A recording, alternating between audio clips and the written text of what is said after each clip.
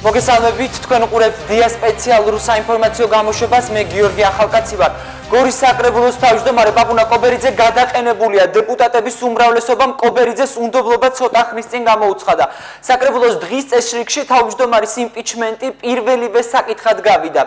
ჩანიშნულია მოადგილის და 4 კომისიის თავმჯდომარის გადაყენების საკითხით. საკრებულოს სხდომის მიმართ დღეს საზოგადოებრივი ინტერესი განსაკუთრებით დიდია. სხდომას ესწრებიან არასამთავრობო ორგანიზაციები და საზოგადოების წარმომადგენლები. ადგილზე იმყოფება ჩვენი რამდენიმე გადამღები ჯგუფი, თუმცა თამარ ადვაძეც ვრთავთ ახლა ღია ეთერში. თამარ, გაკეთდა თუ არა პირველი შეფასებები და რამდენმა დეპუტატმა დაუჭირა კობერიძის გადადგომას მხარი? დიახ გიორგი, სულ ცოტა ხნის წინ საკრებულოს სხდომაზე ქალაქ გორის საკრებულოს თავმჯდომარე პაპუნა კობერიძე საკრებულოს წევრებმა ხმათა უმრავლესობით გადააყენეს. მისი უნდობლობის გამოცხადების საკითხი თავის დროზე პარტიებმა, თავისუფალმა დემოკრატებმა, ერთიანმა ნაციონალურმა მოძრაობამ და ქართულმა პარტიამ მოითხოვეს. დღეს სწორედ დადგა ის დღე, როდესაც იგი ფარული კენჭისყრის მეშვეობით შეგროვილი 8 ხმით დააყენეს, სწორედ 8 ხმა იყო საჭირო მის გადასაყენებლად. იქამდე ვიდრე ფარული კენჭისყრა დაიწყებოდა, პაპუნა კობერიძემ განცხადება გააკეთა და თქვა, მან ქართული ოცნების წევრებს მოუწოდა, რომ აღნიშნულ პროცესში მონაწილეობა არ მიეღოთ. ასევე მან თქვა, გაამახვილა ყურადღება იმის თაობაზე, რომ დღესვე უნდა შედგეს საკრებულოს წევრის ქართული ოცნებიდან ივანე ჩხიკვაძის უნდობლობის გამოცხადების საკითხიც. შედგება თუ არა უნდობლობის გამოცხადების საკითხი ივანე ჩხიკვაძე დაკავშირებით ეს ჯერჯერობით უცნობია, თუმცა პაპუნა კობერიძემ განაცხადა, რომ ეს არის უსამართლობა და სწორედ ამიტომ მოუწოდა ქართული ოცნების წევრებს, რომ აღნიშნულ პროცედურაში მონაწილეობა არ მიეღოთ. მე გთავაზობთ პაპუნა კობერიძის განცხადებას იქამდე, სანამ კენჭისყრის პროცედურა დაიწყებოდა.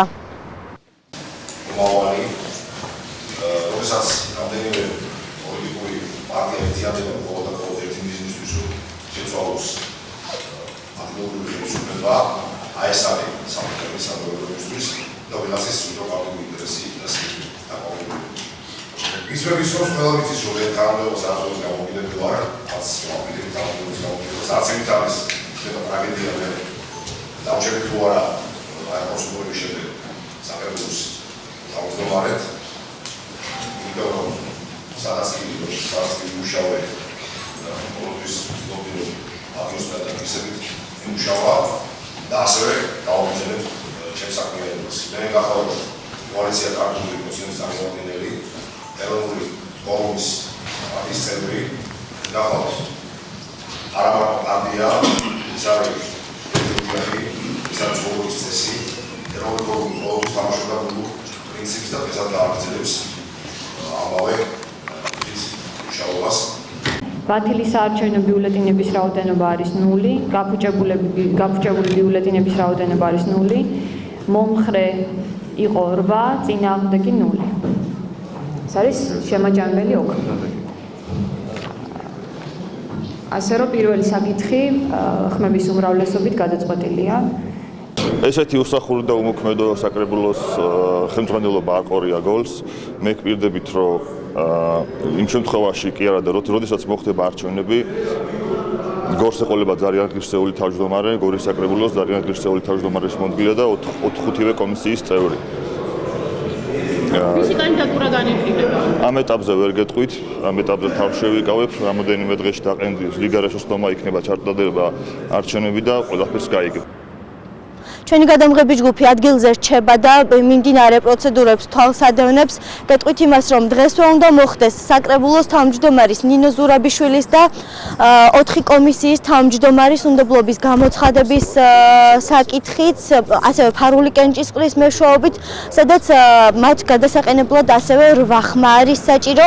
გეტყვით იმასაც, რომ დღესვე უნდა დამტკიცდეს ქალაქისთვის ყველაზე მნიშვნელოვანი დოკუმენტი 2016 წლის ბიუჯეტი. მიმდინარე მოვლენებს ჩვენ უკვე მომდევნო საინფორმაციო გამოშვებაში შემოგთავაზებთ. მადლობა თამარ, ეს იყო პირდაპირ ჩართვა ქალაქის საკრებულოდან, როგორც ჩვენმა რეპორტიორმა გვითხრა, გადაყენებული არის თანამდებობიდან ქალაქ გორის საკრებულოს თავმჯდომარე პაპუნა კობერიძე. დღის წესრიგის მიხედვით დეპუტატები განიხილავენ საკრებულოს თავმჯდომარის მოადგილეს და 4 კომისიის თავმჯდომარის თანამდებობიდან გადაყენების საკითხებსაც. ჩვენი გადამღები ჯგუფები რჩებიან მოვლენების ეპიცენტრში და ვრცლად დეტალებს და თუ როგორ განვითარდება მოვლენები ჩვენს 13 საათიან გამოშვებაში შემოგთავაზებთ. მადლობა ყურადღებისთვის, დროებით გემშვიდობებით.